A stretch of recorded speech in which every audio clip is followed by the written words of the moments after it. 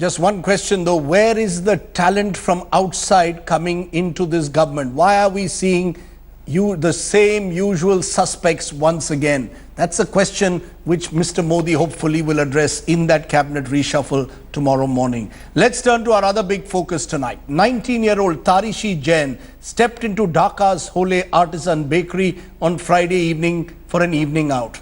Little did she know she would never see her friends and family again. All her dreams came to a brutal end.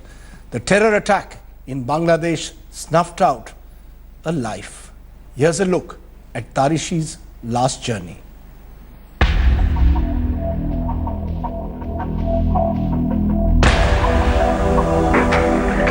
Tarishi is back home. A smile on her lips, a twinkle in her eye. A portrait of the 19-year-old that friends and family will always remember.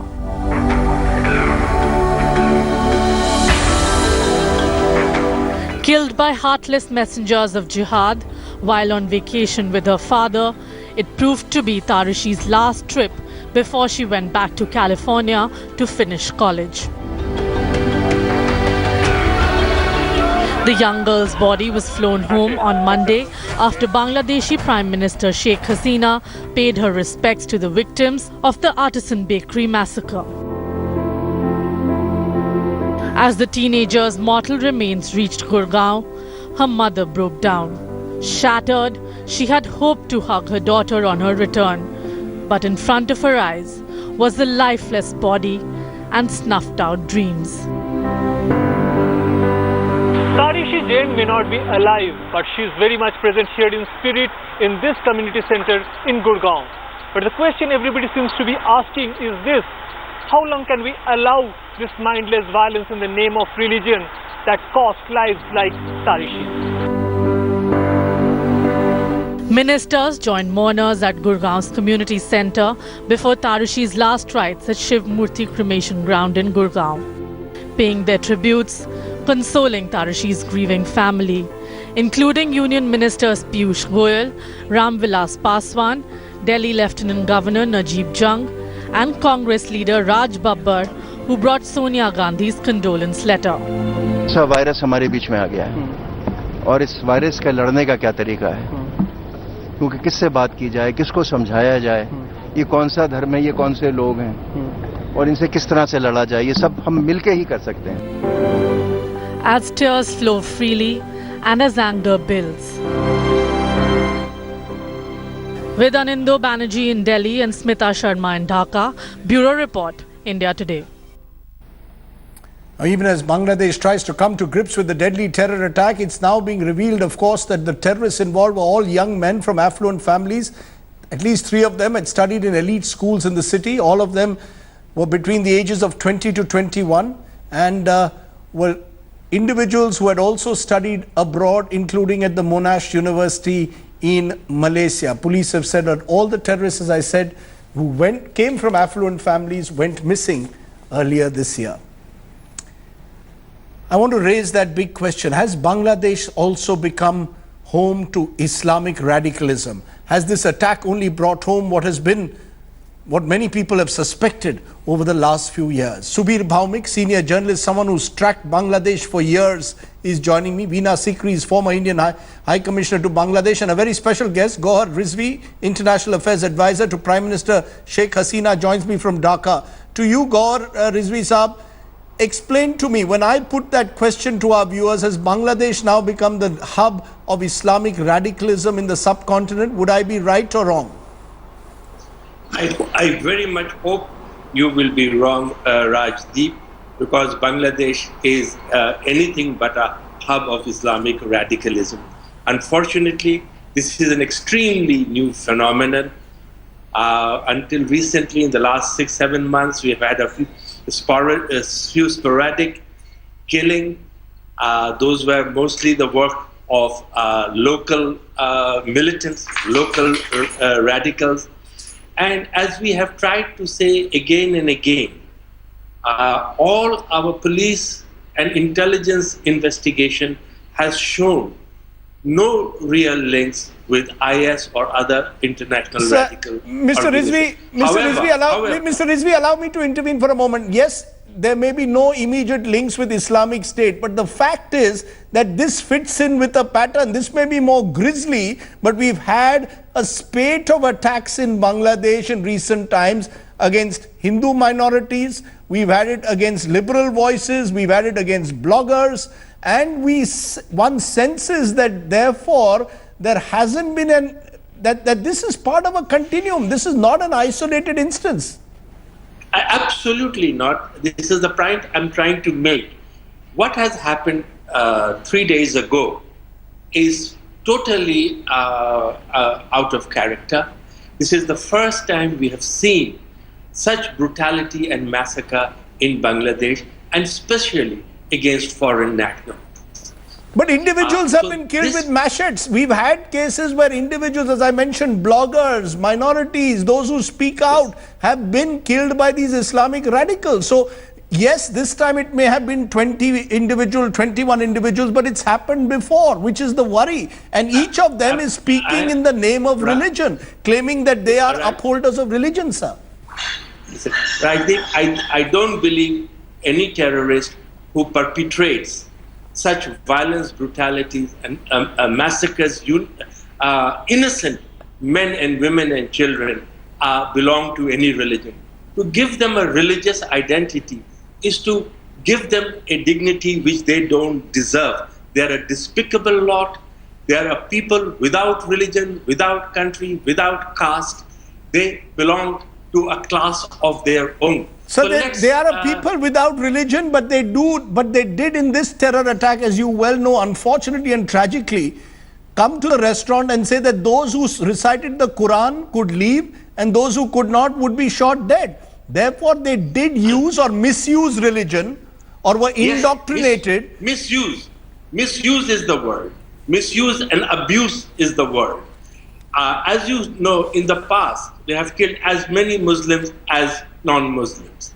Yes. So unfortunately, what I'm really afraid is if we start giving it a religious color, we may go off point. The tragedy is we are confronted with a terrorist activity and attack of a magnitude that we had never seen before. This is what is important, and what this means is in the past we were too focused on thinking these are Islamic radicals coming out of madrasas and such institutions. Let me, from deprived background. Let me, sir, take that to Shubir Bhaumik. Shubir Bhaumik, you've heard Gohar Rizvi, and he is the most influential voice in Bangladesh on international relations. He says this is a misuse of religion, and that this, in a sense, does not represent the ethos of his country. And these are individuals, in a sense, who are living in a world where they want to use religion to serve their own needs. They should not be allowed to be, they should not misuse religion. They cannot be called Islamic terrorists in a way. Of course, they are Islamic radicals. I will agree with my old professor at Oxford, Gohar Rizvi, who is my revered teacher, but I'll slightly disagree with him. Because they are homegrown militants, there is no room for complacency. If Bengali Muslim jihadis can kill 20 people with machetes in such a brutal manner, and not just killing foreigners, they killed my dear sister Ishrat Khan, who runs an art gallery, and who was killed because as a Muslim she did not put on a hijab. They let go a Muslim lady who had hijab, but they knocked down Ishrat, who is such a dear Chotobon or a younger sister to many of us, both in Calcutta and in Dhaka. The point I'll make here, Rajdeep, very strongly is that this entire phase of radicalism, the first phase of Bangladesh Islamic radicalism, which flowered in the time of Begum Zia's reign in 2001, between 2001 and 2006, Sheikh Hasina's government neutralized those guys. Yes. You know, in 2009, 2010, the Bangladeshi security forces got a measure of those guys, the Huji, the earlier batches of JMB, yes, the Bangla Bhais, the Shaikh Abdul Rahmans are all neutralized. This phase of Islamic radicalism is a very political phenomena. This comes into existence first as a direct reaction to this massive Bengali nationalist outpouring at Shah Bagh, where thousands took to the street to demand the hanging of these Jamaat-e-Islami leader and to ensure that all these war criminals of 1971 are punished. I would argue that this Islamic radicalism, particularly after Sheikh Hasina's return to power, they had thought Sheikh Hasina can be defeated in election. So after a return to power, you will recall, Rajdeep, for almost 6 months, there was tremendous political violence. You know, railway lines were sabotaged, trains were brought down, fire bombings of buses took place. More than 80 innocent Bangladeshis lost their life. But when all that mayhem failed to bring down Sheikh Hasina's government, this new phase of jihadi radicalism, partly sponsored by Pakistan, I would say. I have got details about how some of these guys. Shubir, let's look but at this is a political thing. Just a minute, this you is said totally it's political. You're saying it, Bina Sikri, do you agree with that? Bina Sikri, do you agree that this is political violence that has now acquired this terrifying Islamic radical edge? It started off as political violence? This is to discredit the government and to bring it down. Well, by other it means. has its basis. Yes, Well, you know, I think this definitely has its basis in political violence, but I think we cannot ignore the fact that these groups like the Ansarullah Bangla team and the Jamaat-e-Mujahideen Bangladesh, they could be developing linkages with international organizations like the IS and the Al-Qaeda. And we, after all, we must remember that the latest organization, global terrorist organization to be banned by the American government is the Al-Qaeda in the Indian subcontinent, AQIS. So this is a phenomenon for the whole of the Indian subcontinent. In my view, what the terrorists are trying to do in Bangladesh is to drive a wedge between the secularists and the fundamentalists. And they are trying to eliminate the secularists from the scene. It is true that this is an effort that the Jamaat-e-Islami has been trying, and Shibir, which is the youth wing of the Jamaat-e-Islami, they do have members, they do recruit members from universities. But this is a very important phenomenon that they're trying to finish off the secularist credentials of Bangladesh. The whole society in Bangladesh has to come together to fight it, because I know that in Bangladesh, the majority of the people are secularists. They want to continue the secular lifestyle. They are proud of their secular lifestyle, but to combat it, when you have people who are using the name of religion.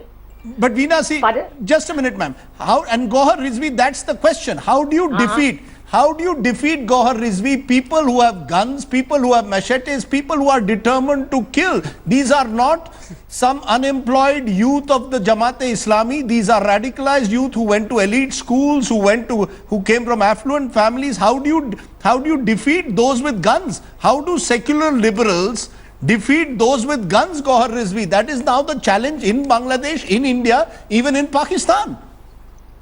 First, let me say that I really very much agree with what Shubhir and Veena have said. So I thank them for clarifying the issues very, very nicely. They have done it much nicely than anybody could have done. So I thank them for that.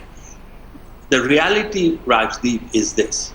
Bangladesh has a long tradition of peaceful coexistence. We are a plural, liberal, democratic society with a strong commitment to secularism. Our war of liberation was fought for a secular, liberal, plural society. So the people who are against it are the very people who were against the creation of Bangladesh. They are the very people who had collaborated with the invading army and had perpetrated violence. But now they've got links. But now, Gohar Saab, they've got global links, they've got guns. They will end up demonizing an entire community. How do you fight such forces? How does Bangladesh, how do you fight it? You have to understand that people of Bangladesh are not taking it lying down. We are mobilizing our people. At every union parishad, we are constituting counter-terrorism, civil society organization. And because these people do not have roots or popular support in Bangladesh, therefore, for them to be able to survive will be very, very difficult. I am as horrified as anybody else at what happened 36 or 48 hours ago.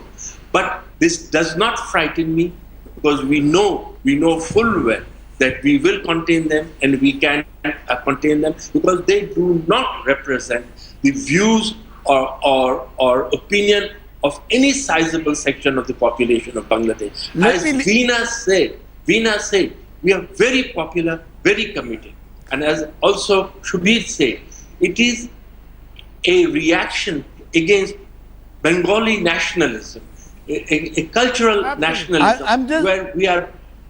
I'm going to, I wish we could carry this on for longer, but I have another special that's coming up. But we will take forward this debate. I appreciate, Gohar Rizvi, you're joining us. In the days ahead, we will bring all of you on a wider platform. Look at this question, because it is a question today that is afflicting us on our borders. Tomorrow it could come into India itself. Shubir Bhaumik, Veena Sikri and Gohar Rizvi, our old professor at Oxford, appreciate your joining us here on the program. My take, only political correctness would lead one to deny that terrorists in Bangladesh have not used religion as a weapon.